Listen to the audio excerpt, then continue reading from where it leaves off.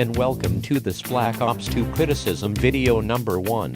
I am the OCC, or Objective COD Critic, and today, I'm going to be talking about a very fundamental flaw in Black Ops 2, one that is highly uncontroversial, something that I'm sure many COD players, both new and old, can come to agreement on, a source of criticism that related to many other flaws in Black Ops 2.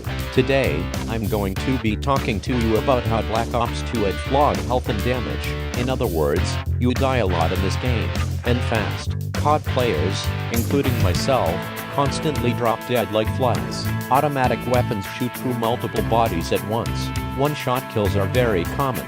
Semi-automatic weapons take literally only 1 or 2 bullets to kill someone.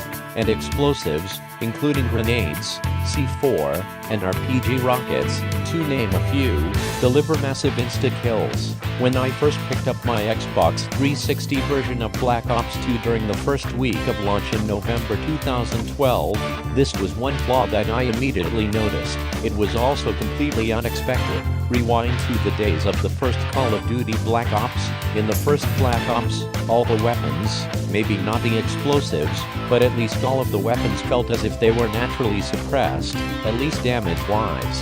Hit markers always happened, and there was more of a chance to zip behind cover or dolphin dive out of the way. On average, a player would get between 10 to 20 kills in a team deathmatch. In other words, the first Black Ops really encouraged staying on target and being accurate. Combined with greater recoil on all weapons, the first Black Ops encouraged people to practice and play smart. Now, fast forward to Black Ops 2. In this game, all the weapons, including secondaries, feel as if they have a damage boost. When I play core game modes, it feels like hardcore mode is always on. It's ridiculous and very unfair. Every kill feels like an insta-kill and hit markers are nearly non-existent.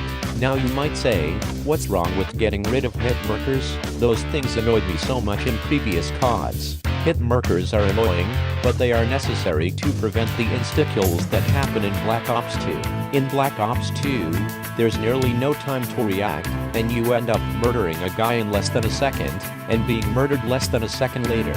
On average, a bunch of players get more than 20 kills per team deathmatch, while other players get absolutely wrecked and get only 5 or so kills. Keep in mind that being a 20+ kill winner or a 5- kill loser has nothing to do with skill, practice, or experience in Black Ops 2, which brings me to my final point. Black Ops 2 is a very flawed type of game because it's completely unpredictable and discourages tactical, smart playing, experience, and accuracy. For example number 1, I recently got Black Ops 2 for PS3 about a month ago and played my first multiplayer match using the default M27 assault rifle class. I ended up with a 5-10 KD for the next 5 matches against level 55 Prestige Masters. Eventually, around the 3rd or 4th match, the Prestige Master said, "I can't believe we're getting owned by a level 3 Prestige 0 and quit in the lobby." Over the next 3 weeks and 2 Prestiges, my KD fell from a 5.0 to a 0.91. The fact that I could jump in and massacre max level Prestige Masters with a 5-10 KD, then continue playing and end up with a 0.91 KD shows the unpredictability of this flawed game. I realized that the chance for me to get a 2 KD was nearly equal to the chance for me to get a 0.5 KD. If level 3 Prestige 0 players can massacre Prestige Masters, anyone can beat anyone in this game. Which leads me to example number 2. I've seen this way too many times. An enemy with a suppressed weapon is crouched and creeping around a corner. I spot him while his back just about turns towards me. I shoot at him, miss a few shots, and he begins to turn around. However, I'm head glitching and the guy has no chance. Then, a wild guy with a Remington shotgun jumps out of nowhere and one shot kills me. As you can see from this example, there's no point in being tactical, smart, and careful. Black Ops 2 discourages that type of play, and rewards trolls who run around with close-range shotguns and SMGs and hip fire everywhere. The hip fire accuracy is crazy in Black Ops 2, but that can be talked about in another episode. Also, I understand that a lot of the insta-kills and unpredictability of Black Ops 2 can be attributed to lag issues and lag compensation.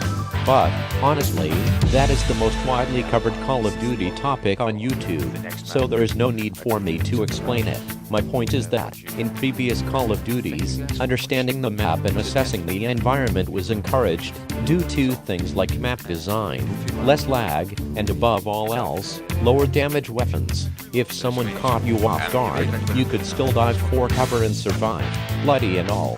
Now, in Black Ops 2, if someone is firing at your back, you may as well spam grenades, because you're definitely dead.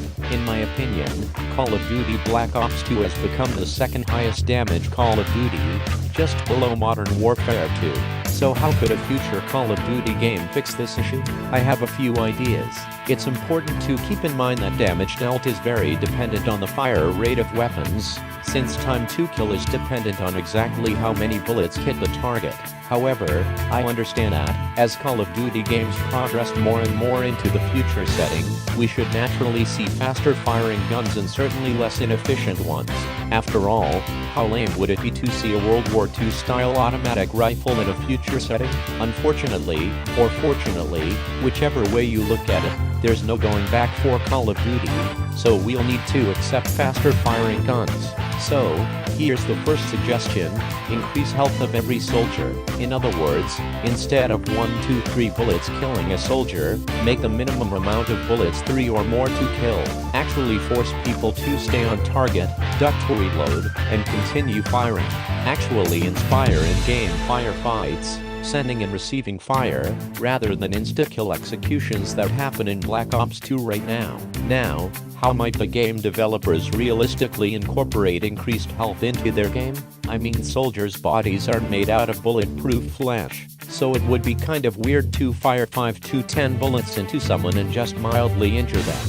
That is why I recommend to the game developers that all multiplayer soldiers should now be equipped with some lightweight, futuristic juggernaut armor. This would make sense with the increased health for all soldiers, and, in addition, it would explain how the soldiers somehow magically pull out an iPad or touchscreen tablet when using score streaks. In other words, incorporating lightweight juggernaut armor would both fit the futuristic Call of Duty setting, and would fix the frustrating insta-deaths that happen currently.